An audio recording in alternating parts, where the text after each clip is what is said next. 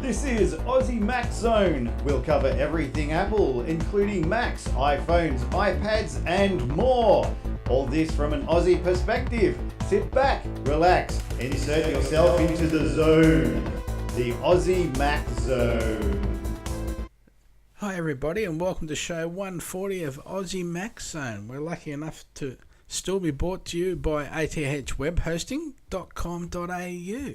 They've got the Australian service, affordable and competitive plans, 99.5% uptime to pay and registration, free setup, over 250 scripts installed with one click.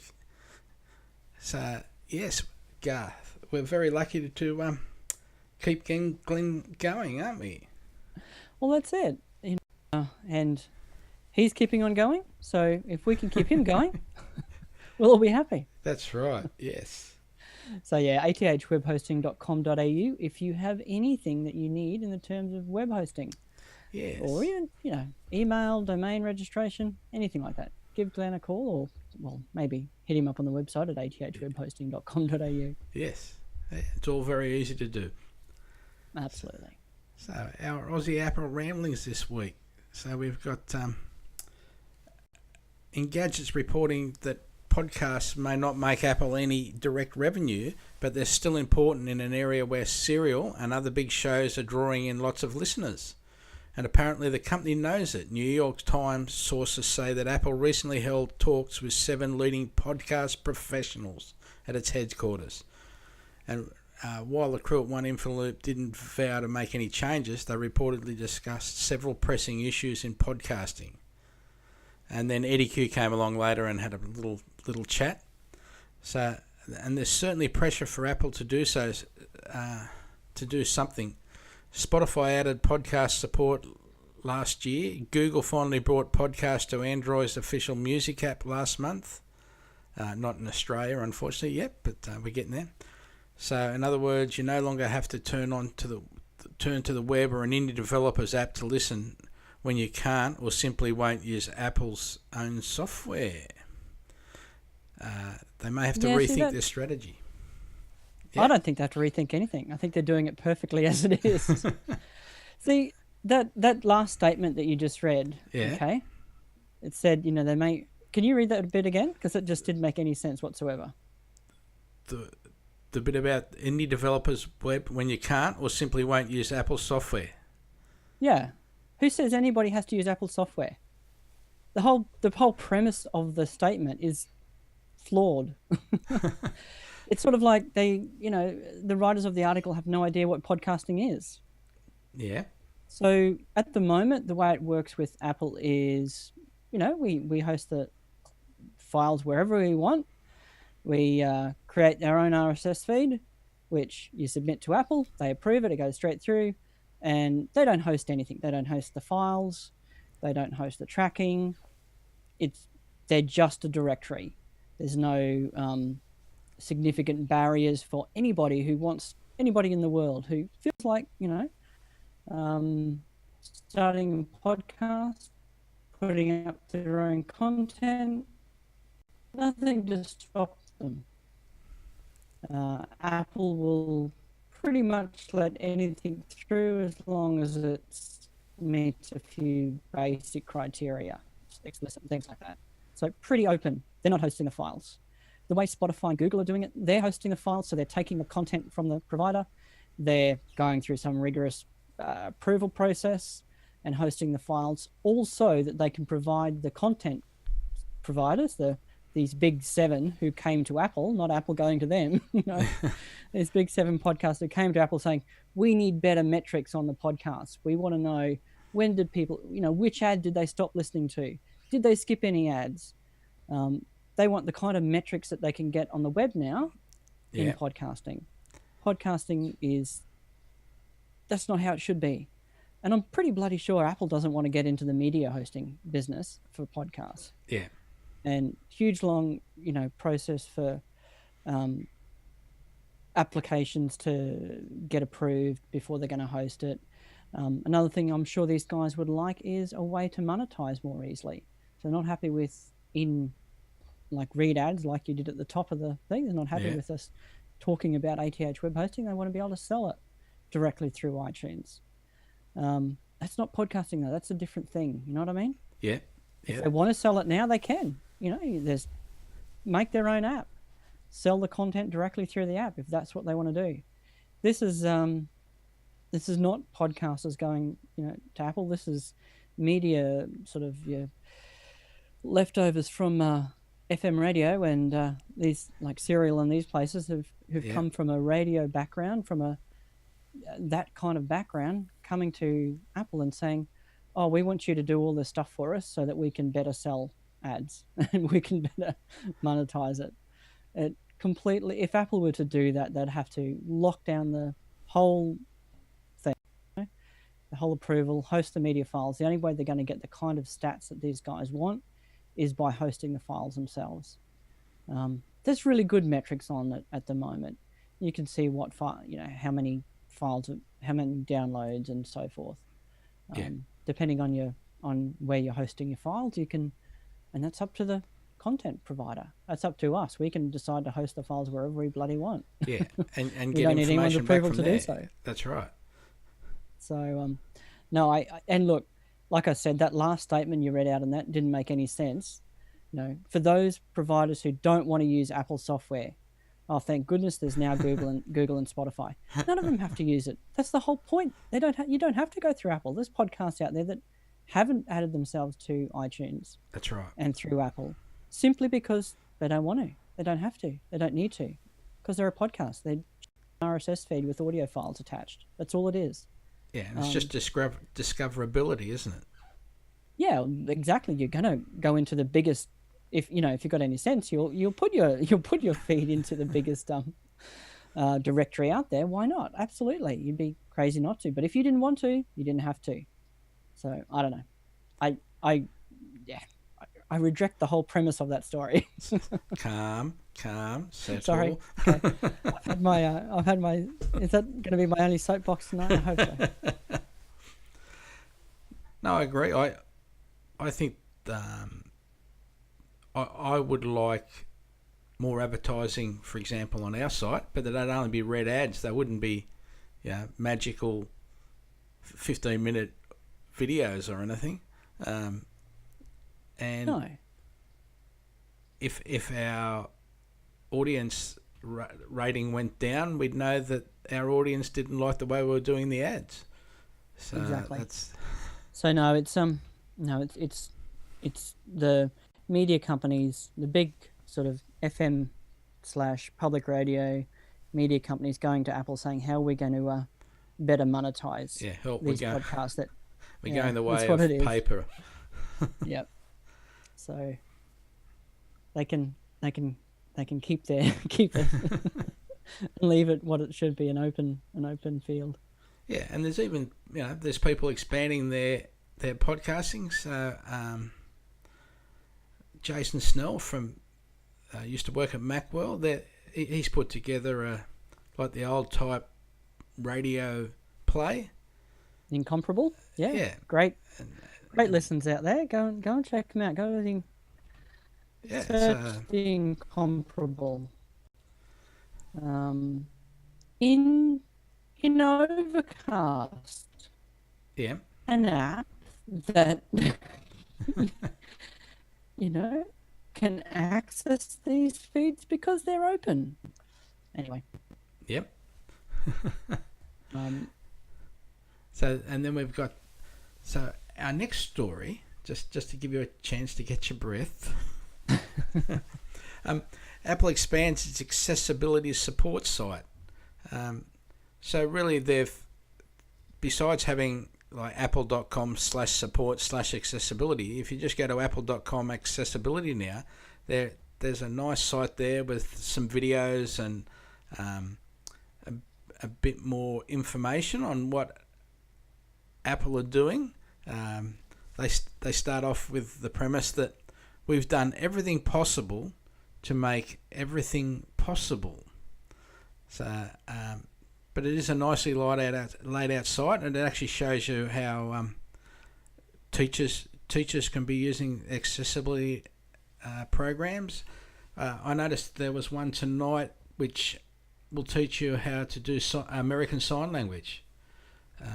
Oh, okay. And you can really? move the person around like a 3D image just so you can see the proper way you do the gestures. It's not just from the front. Okay. So I thought that was pretty cool. So Wow, that is pretty cool. Yeah. I just remember. So Yeah, go on. I was just going to say they've obviously, the reason I love it is because of all the stuff they do. But so it sounds like they've just collected it all together in a single site. Yeah, and it's nicely just laid made out. They've got nice open accessibility interface to for watch, accessibility for iPod, accessibility for iPad, accessibility for Mac, and some of the products that are actually out there showing you. So yeah, and apps that are out there. So that's cool. Yeah, absolutely. Yeah, because I can remember I must have been 8 or 9 or something, and my dad got out to talk to a guy one day. Was out of the car talking to this guy, and all of a sudden started talking in sign language, and I didn't even know he could do it, and it's just stuck with me in the back of my head. Yeah, just bang, Yeah, he's okay. just there doing it, and I'm going, huh? Yeah, very impressed I was that day. Absolutely. Yeah. Absolutely. So no, and there's nice. Yeah, it's nicely. I had a quick look at the site. Nicely. What's the word? Marked up, so you can find what you need to find and get on with it. Yeah, Which that's is good. what a lot of Apple products are about. Letting people get on with what they need to get on with. Yeah. Keeping out of the way and just yeah, that's good. Yeah. So every device not only has accessibility features, but accessibility principles built right in. That's how they finish their opening sentence on their site. So, Apple VP of Online Retail, Bob Cuppins, I hope I'm pronouncing it right, has left the company. So 9 to 5 Mac is reporting that Bob Cuppins, the Vice President in charge of Apple's growing online retail business, resigned from the company last week to take on a new position elsewhere, according to multiple sources. Cuppins joined Apple in 2014 and has been in charge of all online-based Apple retail initiatives, ranging from the recently redesigned online store, its integration into the main Apple website, the online iPhone upgrade program, and newfound connectivity with Apple's physical retail stores. So there's a couple of people being a bit harsh on there, saying, well, anyone could run Apple's online store. It's just... I'm sure it's a lot of hard work, but with Angela Ernst there now sort of targeting the Chinese side, I'm sure it's all a lot of work. So, Yeah, absolutely. I'm not sure if what we can really make of there's people coming and going all the time, isn't there? Yeah. Really. They seem to be hiring a lot more, even more people for this car project. It seems to be getting more and more every day, as far as I can tell. Yeah, it's amazing how many people they've supposedly hired for that project. Yeah, and in different places as well, all over the world. Well, in Europe as well, anyway. Yeah. And they hired a guy from Google. From somewhere the other day. I had it in one of the notes that I haven't put up tonight, but he's basically a battery electronics specialist. So, Okay. And there was another lady they hired who was another battery or power electronic specialist as well, from memory. Yeah. The last couple of weeks, you never know what's happening. Whether they build a car or not, they'll know what it's all about anyway. They'll know how to, even if they don't. Yeah. That's right. And we've got a shout out to David from South Australia. So thanks for the emails this G'day, week. David. Yes, pretty cool. Thanks for the emails this week suggesting we should get Eric from our sister podcast, Aussie Tech Heads, to come on and explain why he thinks the Apple Watch is such a sales disaster. Especially Such a appears to failure in have... general. Oh, Yeah. He thinks Eric's got a fairly real perspective on other Apple products. He just has a watch fetish or something. So we're definitely going to try and invite or an him on. anti-watch fetish. So yeah. Anyone else got any? So we're going to send an invite to Eric to come on and see if he wants to have a chat and explain his point of view. Absolutely. And yeah, absolutely. It's all about expectation, isn't it? If a product, isn't if someone can't see the value in a product, then it must be a crap product. And not every second person on the street's got one, so they can't be selling any. Yeah. And like we said, there's from all the data that Apple don't give out this data obviously, but from all the data we can see, they've sold twice as many as they did iPhones the first year. Now, yeah, that's not a failed product as far as I can see. They have 50% of the wearable market still, around 50% of the wearable market. Yeah. So no, I think they've done pretty well, Right. given their price point compared to the rest of the wearable market especially. Yes. They should have about 10 to 15% of it, with all the cheap stuff on everyone else's wrists. But it's a new category, really. Well, it's not new. There's been things around before, but it's a fairly new category, and I think it's yet to be seen whether it's something that everybody wants. Now, does something have to be something? Does a thing need to be something that everybody wants to be considered a success or a valuable product, or to give value to some people? No, I don't think it does. But as soon as we start measuring it against products like the iPhone, it's a complete flop. I don't think you can measure anything against the iPhone to be realistic. No. People say, That's you got the Samsung Galaxy. Yeah, but yes, they sell more, but they don't make anywhere near the amount of money. No. It's just like there is no comparison. And what I'd love to see the customer satisfaction numbers on them as well. Yeah.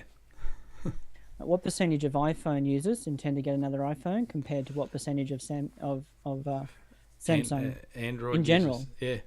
Android intend to get another Android phone or Samsung phone or any other particular brand. I think the satisfaction rate for people who actually have the watch and are therefore able to have some sort of intelligent commentary on the watch is something over 95% or something like that, in the 90s anyway. People are happy with it, which is just fantastic. It's really good numbers. So, and I'm even more happier this week because I'd forgot you can even put the calendar as a complication, just a small one down on the right hand side, and it tells me what I'm supposed to be doing when, instead of having it in the middle, because I've gone back to using things using things and Apple's reminders to try and get things done more appropriately. And I've started using the calendar app as well. Yep. 8 o'clock to 9 p.m. G thing, which is Garth's thing. Yeah. So the large complication on the digital face, in the digital face, you've got that large complication in the middle. Yeah. I put the calendar on there during my work day, and I've got next appointment right there.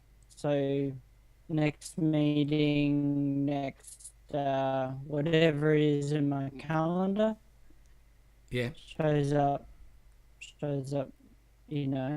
with start time, end time, fair bit of detail. It's really good. Yes. Yeah. So I'm very happy again now. Just by that little change made a big difference. Okay. I'd forgotten you could actually put it there. That was the. And you can still set an alarm, because I had the alarm down there, which is where it was. Because you just use Siri to set the alarm. You just say, Siri, set an alarm for 7:45 p.m. and bang, it's there, and you just go, yep, and it doesn't have to be sitting there on the watch face for you to do it. So we've got Apple and SAP form partnership for iPhone and iPad for work. So Apple has announced a new partnership with SAP for the iPhone and iPad. The two companies will work together to bring Apple's iOS devices to SAP's enterprise customers. And the partnership will also bring native apps to the iPhone and iPad and integrate with the SAP HANA platform. So they're creating a new SDK for iOS and a trading academy to help developers build native iOS apps for business. So, do you know who this is? I don't know who this is. SAP? Yeah. Oh, big company, yeah. So now we've got Cisco, IBM, and SAP on board. So Apple has very much advanced itself into the enterprise. So, and it's further evidence of strengthening its enterprise position for iOS devices. So,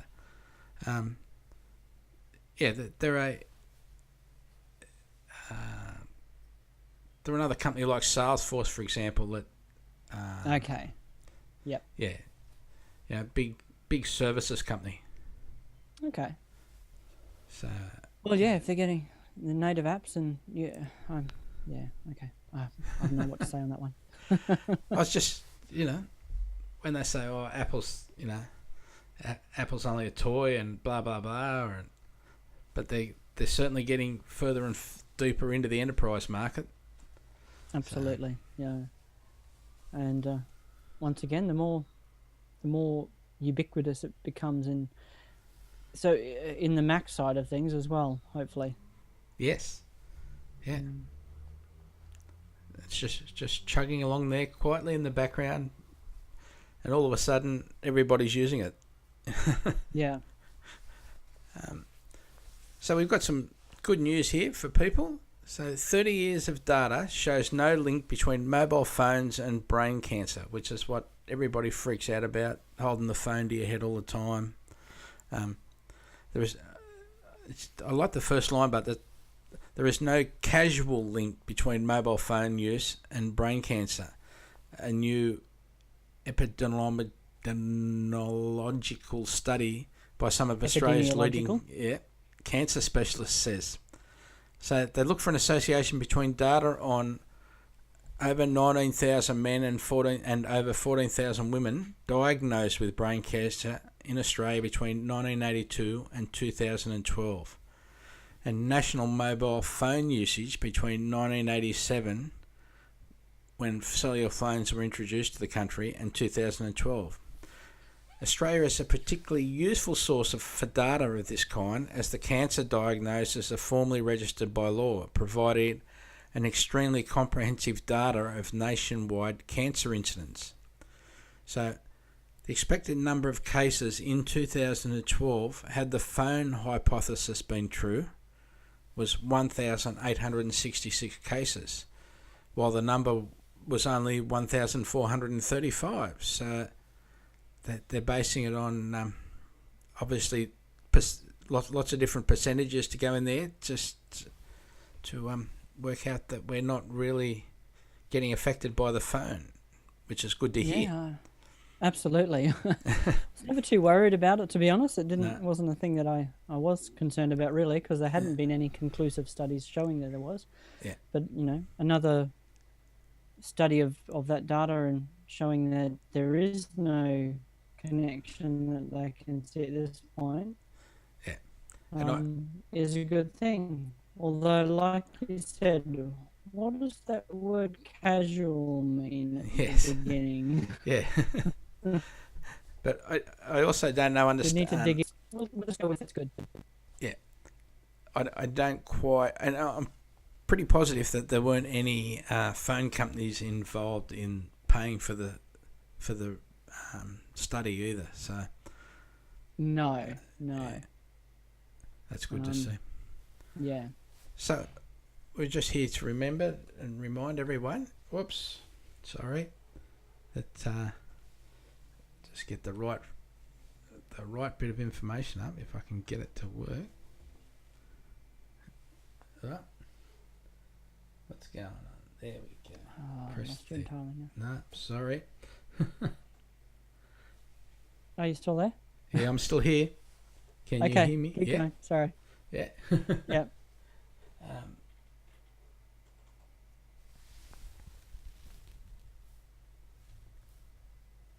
No, I've lost one of my ads. It's not working, unfortunately. I'm sorry there. Okay. What was that? Sorry. Yeah, one of my ads is not working. It's supposed to press a button and the ad comes up and worries. it's not happening. Yeah. not happening. Yeah. Never mind. Yeah. So just to remind everyone about Aussie Tech Radio at www.aussietechradio.com, and we've got Aussie Tech Security Podcasts and Aussie Tech Heads Podcasts. So they're just our little sister people that we like to promote, just to remind everyone that they're still going. So, anything you want to cover, Garth? No, not really. No?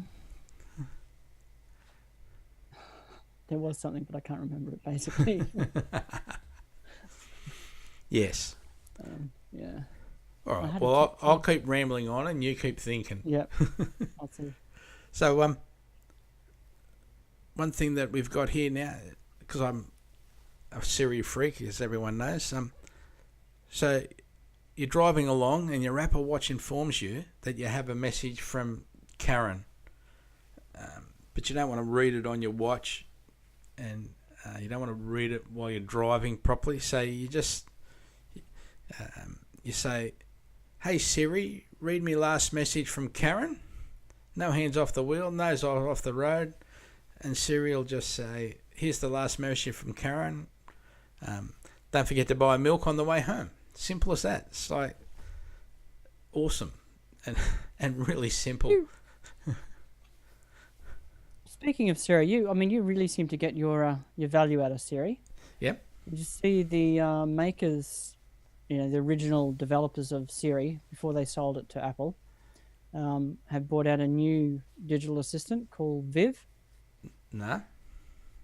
And I'm not sure where how you can use it at this stage. Yeah. But they're saying it's what Siri should have been. So I'm just wondering, with other competitors like that, and with Amazon's Echo, Alexa, you think we're going to get many improvements? Any improvements? What would you like to see from Siri? WWDC.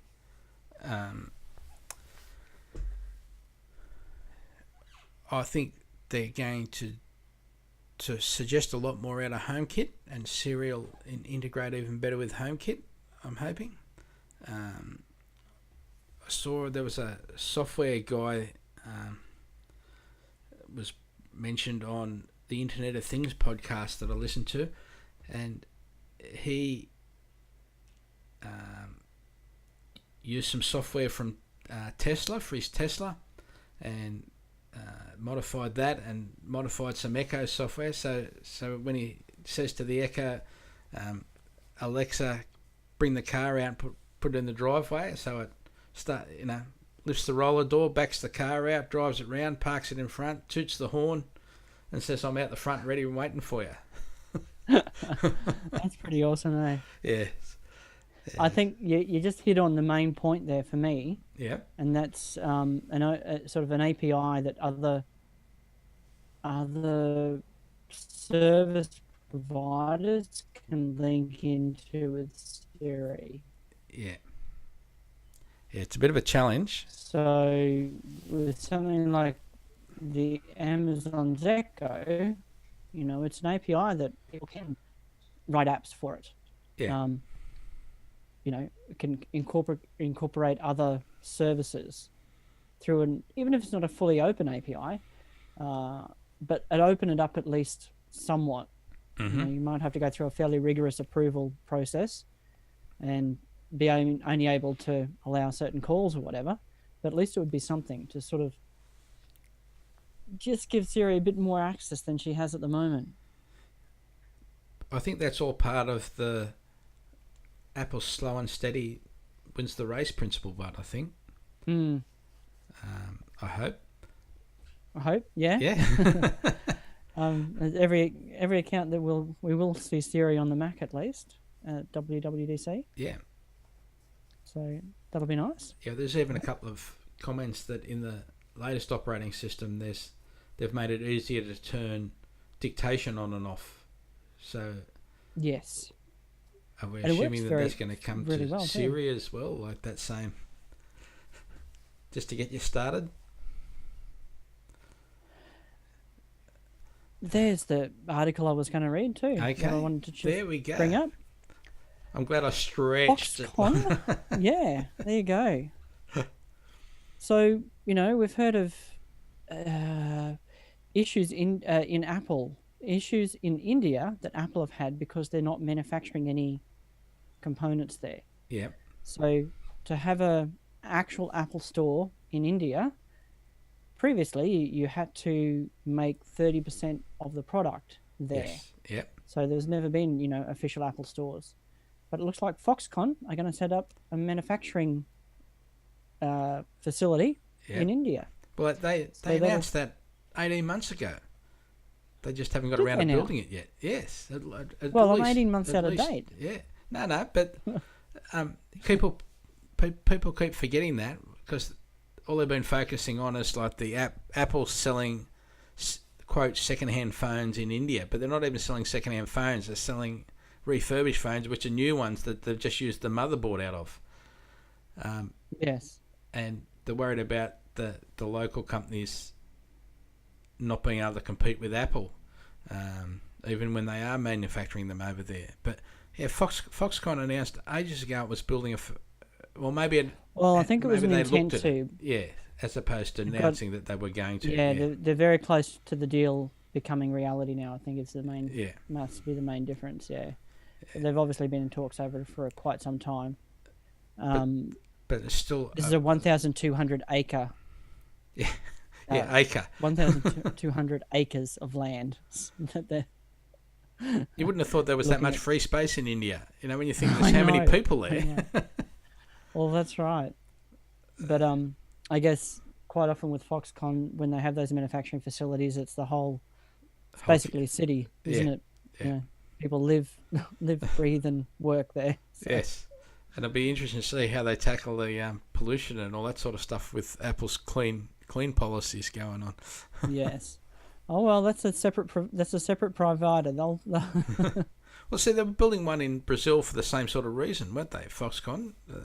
Are they? Yeah. Yeah. There was some percentage had to be built in Brazil too. So. It makes sense for them as a manufacturer to have facilities in a number of different places as well. Yeah. Just to, especially like Tim Cook's supposedly going to China to discuss the challenges they've had lately with the bookstore being pulled and was another part was it music or something else had to get pulled. That's exactly right. And effectively he's going to go over and say, well, we'll take half the manufacturing away. What are you going to do then?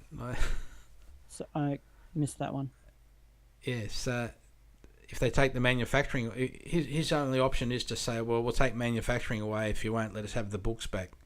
Especially when they were, is it because the state-run companies aren't selling as many books as Apple are, or even though they're the same books?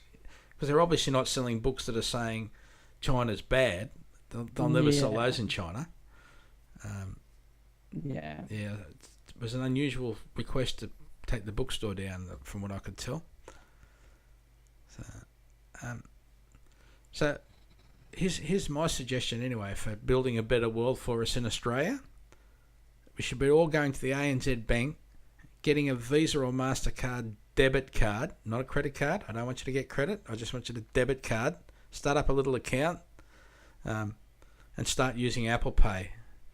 And it's not an ad. Yes. It's just a request from Michael so that we can put pressure on everyone else to do the good things that the ANZ Bank have done and let us start using Apple Pay. You can apply online. Absolutely. I as soon as I saw that news with ANZ introducing Apple Pay here, I sent a tweet to my own bank, and they did get back to me. They said, "Yeah, we're actually looking at it. It's certainly something we want to offer our customers." So why haven't they? That's right.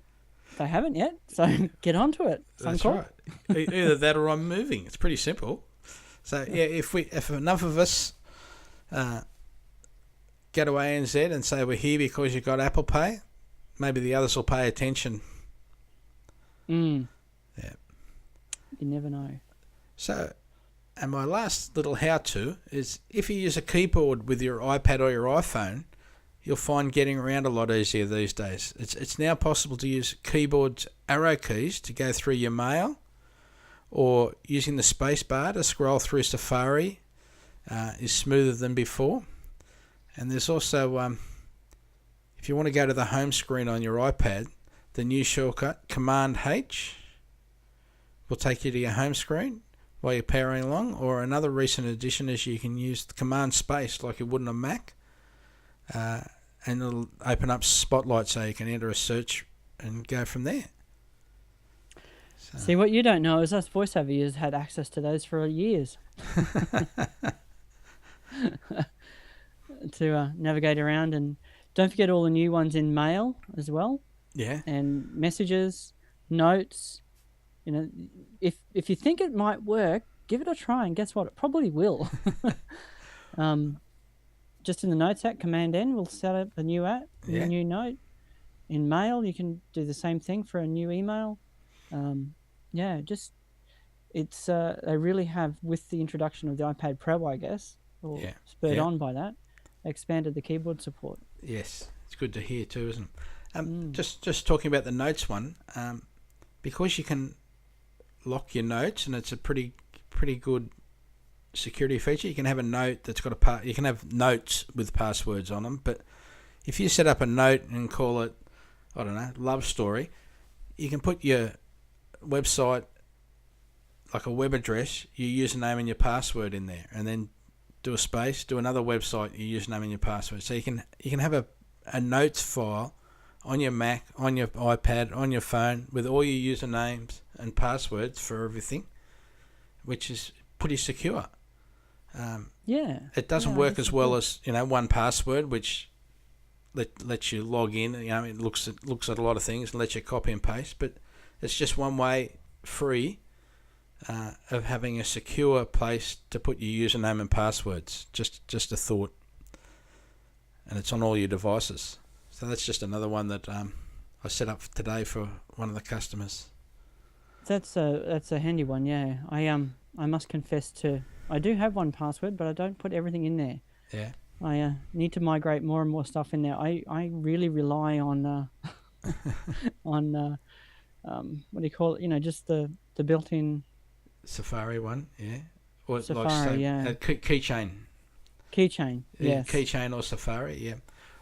Because if you're on your iPhone, it's so easy just to jump. If you need to see what your password actually is, you can just jump into Settings, into Safari, into Passwords. Yep. You'll have to use your Touch ID to get access, or PIN code or whatever. But then you've got all your saved passwords there in plain sight. Yeah. So I pretty much use that as my password storage.